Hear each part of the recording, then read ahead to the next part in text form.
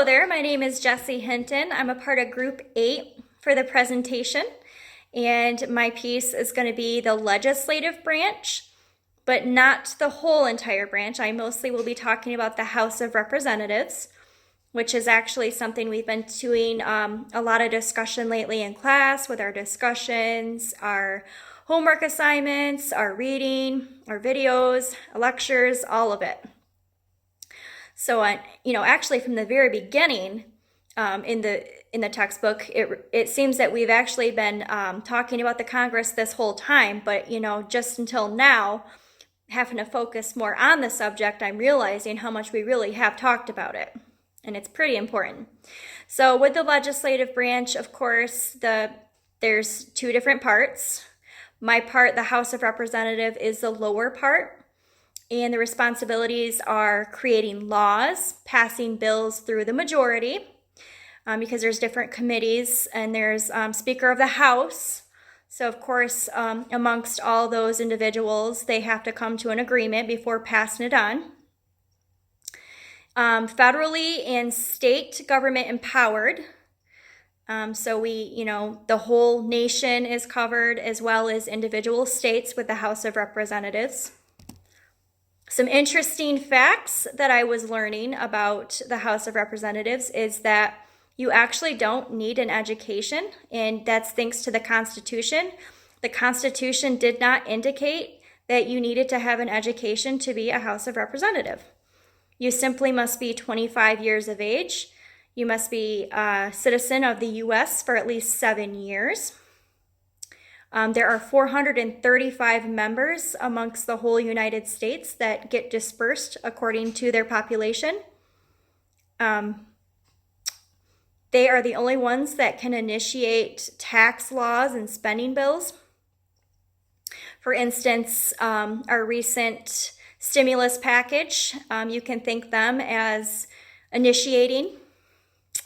They can initiate impeachment. And they can make up to $174,000 a year. I thought that was really interesting to know you can make that much money and not need an education. However, I don't think that they necessarily don't educate themselves. I'm sure they do. It's just not a requirement. So under the very first article of the Constitution, that is the responsibility of why there was the most power set to the Congress. Section 7 laid out the process for creating laws. And of course, there should be some boundaries. So Section 9 is a set of powers the Congress does not possess. We can't just have all the powers, being to one specific person. There has to be a balance, which is why there's 3 branches. So I want to talk about the census. Back in 2010 was the first time I was eligible to even do the census, and I participated. And even when I was participating, I didn't even realize quite what I was participating in until now. So the 2020 census is now here, and it's pretty important that we do participate, because what I didn't realize is our participation matters as far as us getting funding for our schools and education and other things, that our tax dollars goes to. So if you don't participate, it's kind of hard to, know what the outcome's going to be. So of course, the census measures the apportionment of how many representatives are allotted in each state. And currently in the state of Michigan, we have over 83 counties in this whole entire state, and we have 14 districts. So that means there's representation covering more than one county. That has to be tricky. So once again, it's really important that we do our census.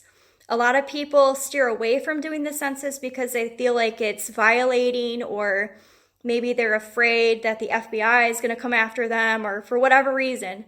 But rest assured that you can do your census. It is confidential, and they do not save your information from what I was looking at. So you should participate. Some interesting things I was looking into is There's other countries, of course, that are not like the United States. So, for instance, China is communist. They're unicameral, so they only have one representation, and they have close to 3,000 people representing. And about every 5 years is when they renew. Their highest organ of their power is their House of Representatives. A country that is like ours, like I said, there's many that are like ours, but Australia was one that is bicameral, just like us, having a House of Representatives and a Senate. Their House has close to 150 members, I believe, and their Senate has close to 80. I wanted to look up some information on Michigan, of course, because this is the lovely state we live in. So what I found is that on January 26 in 1837, the Congress set and assigned Michigan to be a part of our territory. So that is how we have the lovely state of Michigan. Now that is because the Article 4, Section 3 allows the Congress to admit states into the United States. We're currently under our 116th U.S. Congress meeting. It started on January 3rd of 2019 and it ends January 3rd of 2021. So this election year, I believe November 3rd, 2020, is when we can start electing our new House of Representatives. Once again, doing the census does help predict the population and the amount of representation we would need in Michigan. So please don't be shy and participate in the census. Because if you don't participate and you complain, well, you really don't have a right to. I would like to thank the instructor for giving us all the education he's given us in this class. It's allowed me to explore and realize that there was a lot I didn't know, and I'm appreciative to understand what I do now. Thank you.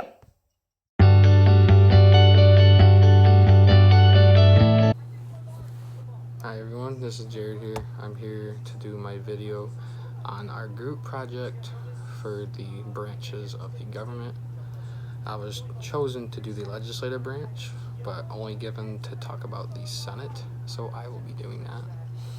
The Senate, I would say, is probably the most important branch, or important part of the legislative branch, my bad. Because they have more jobs than I would say the House does, are more important, but they do have less people and they represent the states instead of like the districts like the House does.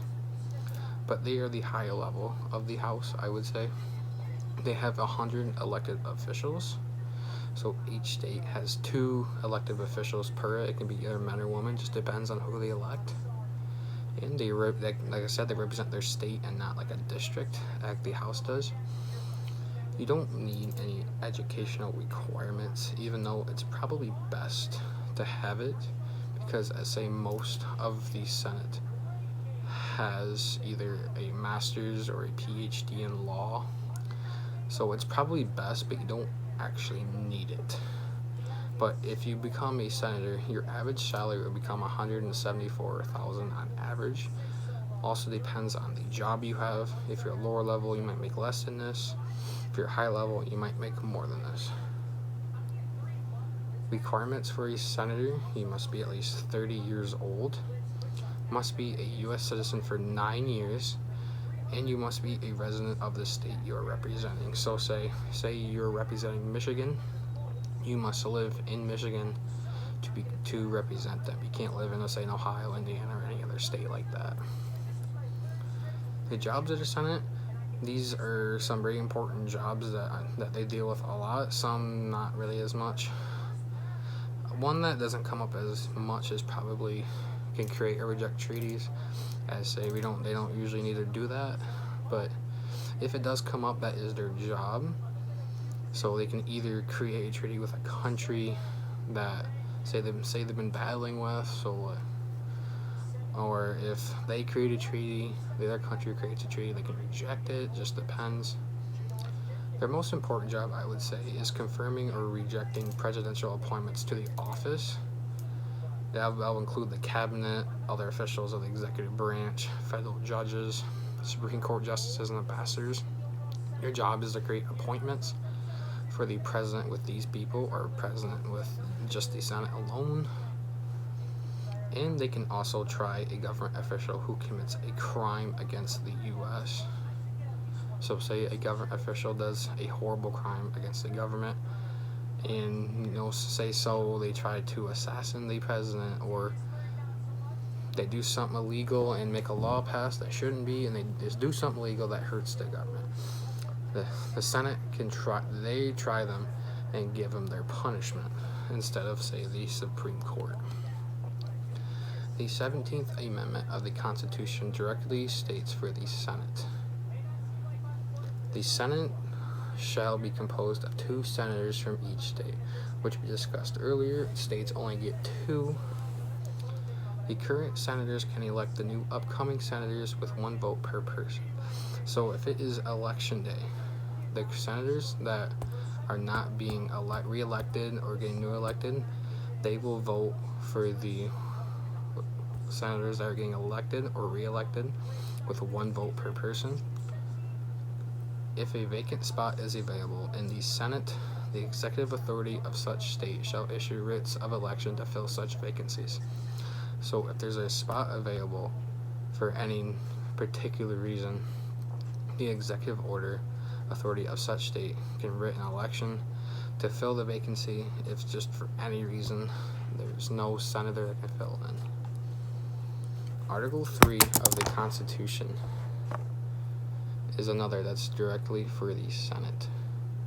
The Senate shall be divided into 3 classes for election. So there'll be 3 groups for the senators, and they split them up into that. So every 2 years, another group of the senators will be tried and elected.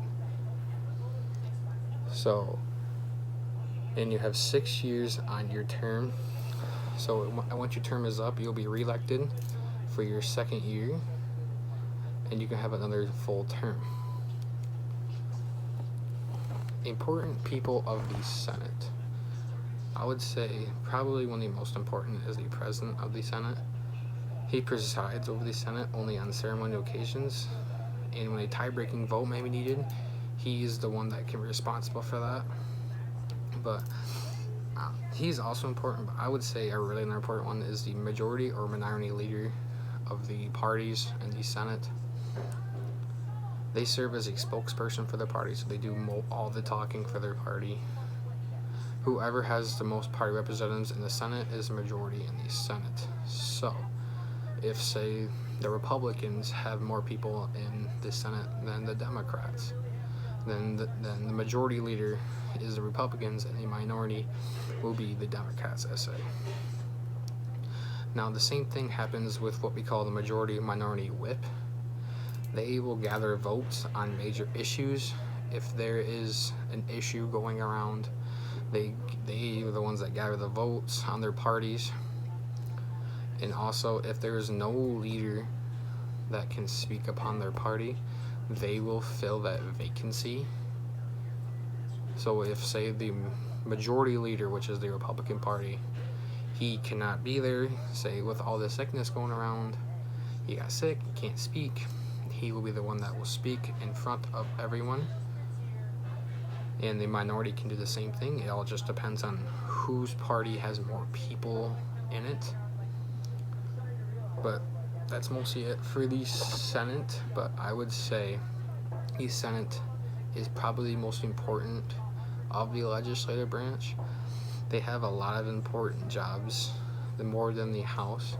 Not to say the House is not important or anything, but the Senate has really important jobs, and they're talked about a lot in the U.S. Constitution. As you say, they have their own amendment, Article 1, Section 3 of the Constitution. They are talked about. But this is my video project, and hopefully it goes well.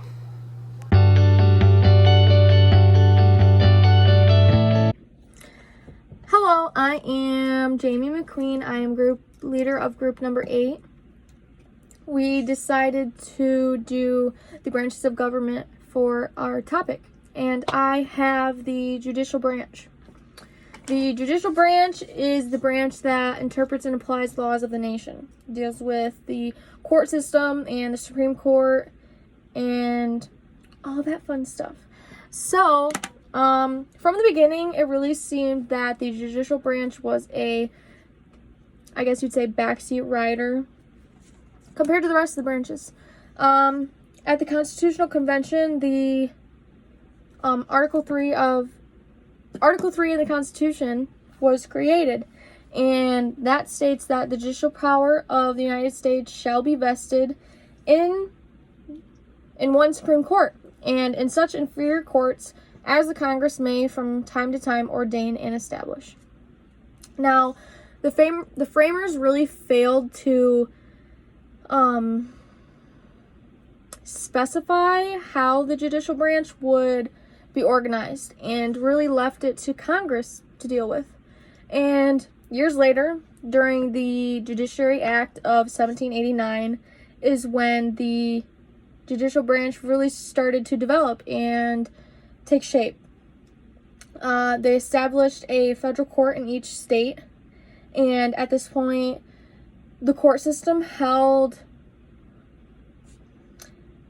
nowhere near the stature it would eventually have.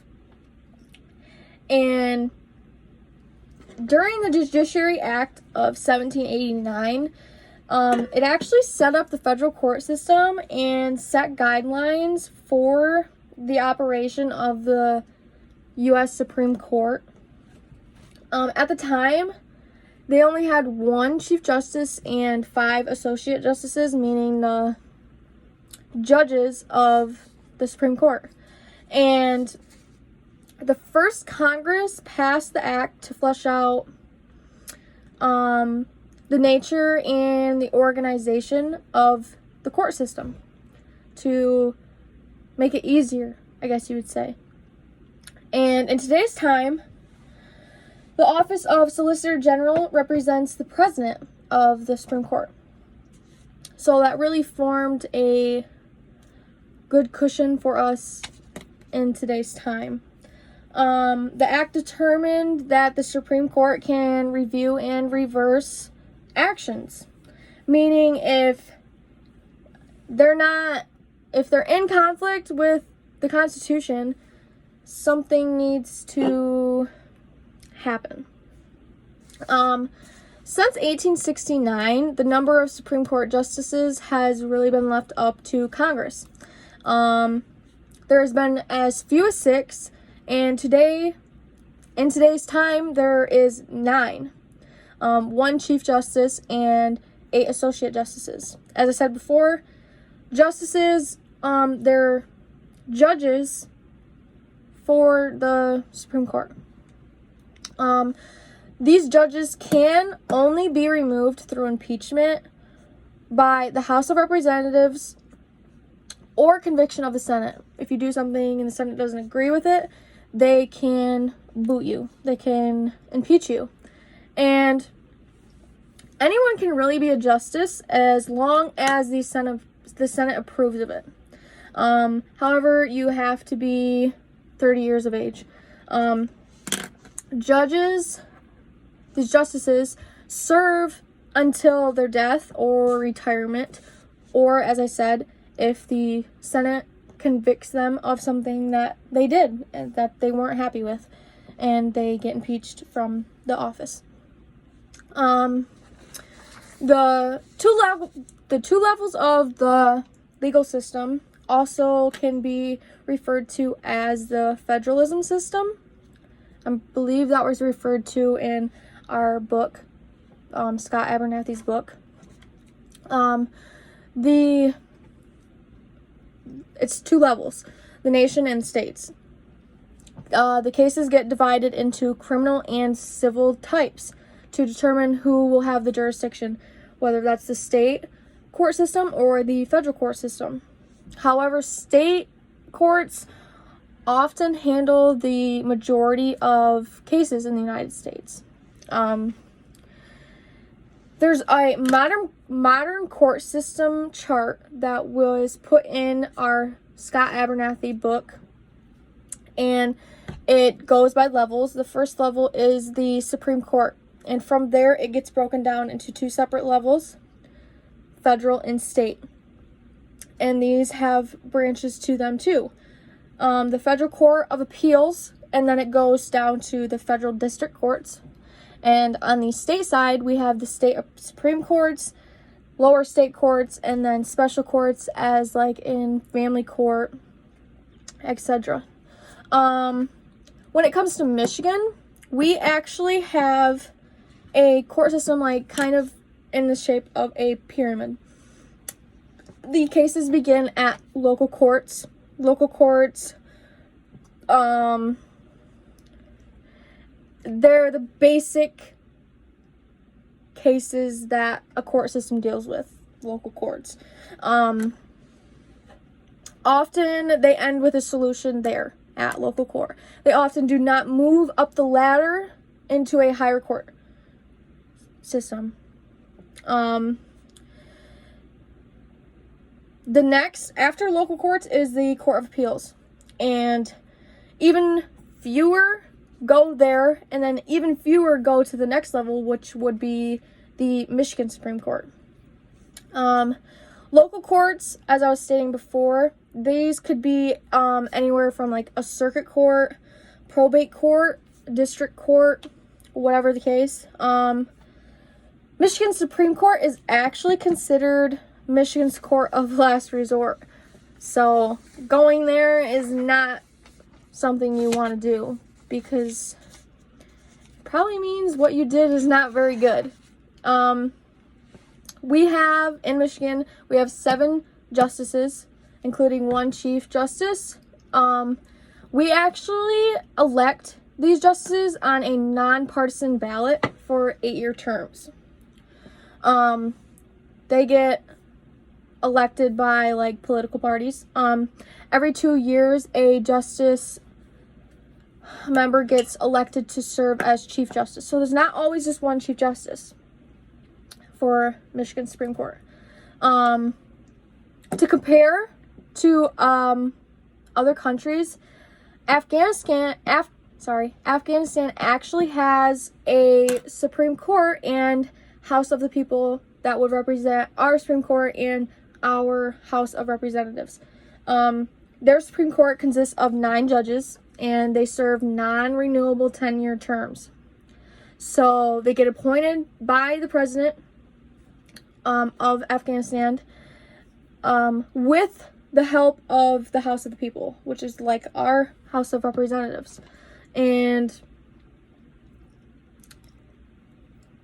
that is very similar to our court system in many, many ways.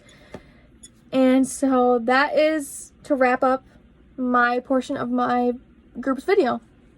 Thank you for giving me the opportunity to learn what I have learned in this class. I have really enjoyed it, and I have enjoyed doing this presentation and learning more about the judicial branch that I didn't know. Thank you.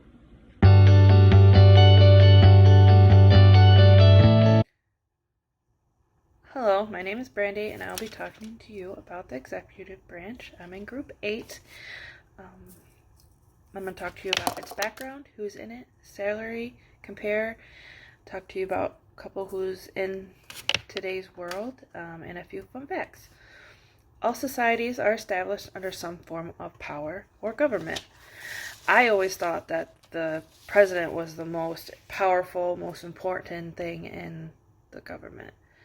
That's not the case. Abernathy told us in Chapter 2 that the legislative branches. He also told us that the New Jersey and Virginia plan, neither of them hold any specifics about the executive branch. This is where the delegates in 1787 worked out the details. Farmers of the U.S. Constitution worked to build a foundation of a strong federal government. Article 2, Section 1 of the Constitution states that executive power shall be vast in the President of the United States of America. They are 4-year terms and cannot be elected for more than 2 terms, which is a total of 8 years. Who is in our executive branch? Not just the president, which is our president, Donald Trump. Mike Pence is our vice president, cabinet members, independent agencies, and other boards, commissions, and committees. Their job duties. The president approves and carries out laws passed by the legislative branch. He appoints, removes cabinet members and officials. He negotiates treaties and acts as head of the government and commander-in-chief of armed forces. He is very important. The vice president is to be ready to assume presidency should need be. He is the head of the cabinet. He also serves to be head of this president of the United States Senate. And the cabinet and independent federal agencies are responsible for day-to-day enforcement and administration of the federal laws. Now what these people make. The president's annual salary is $400,000, along with $500,000 allowance, $100,000 non-taxable travel account, and $19,000 entertainment account. The vice president's salary is $179,513 as of this year. Typically, it ranges from $157,000 and $208,000. Cabinet member's salary is $199,700.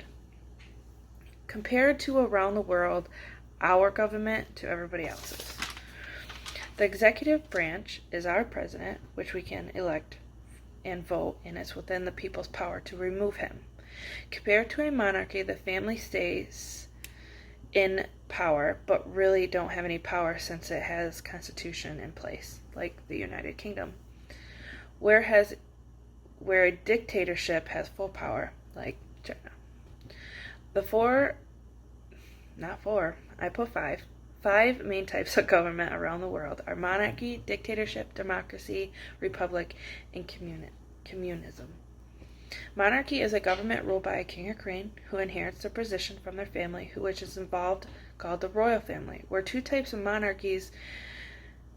there are two types of monarchies, an absolute monarchy and a constitutional monarchy. Its absolute monarchy, the ruler has no limits on their wishes or powers.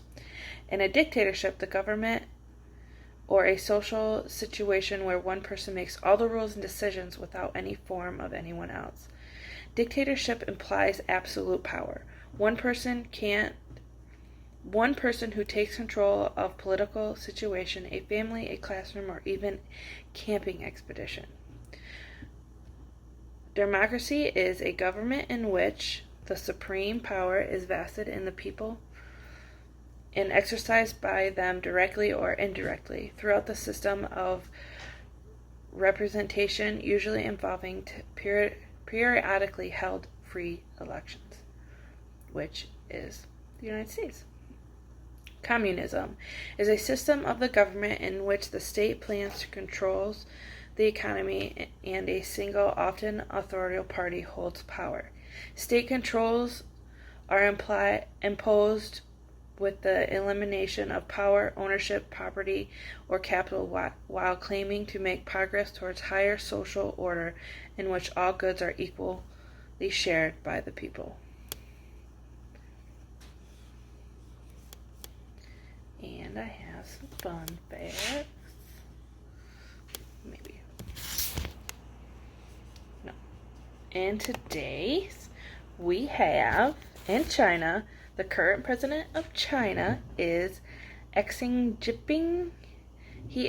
China is a communist party. And then we have the Prime Minister of the United Kingdom, which is a conservative party, which is incumbent Boris Johnson. He's been on the news recently. He got the COVID. And then we have Andres Manuel Lopez Obrador. He is the president of Mexico, which is a Republican. Some fun facts. The executive branch employs more than 4 million Americans, and there are 195 countries with 30 different governments. Thank you for watching.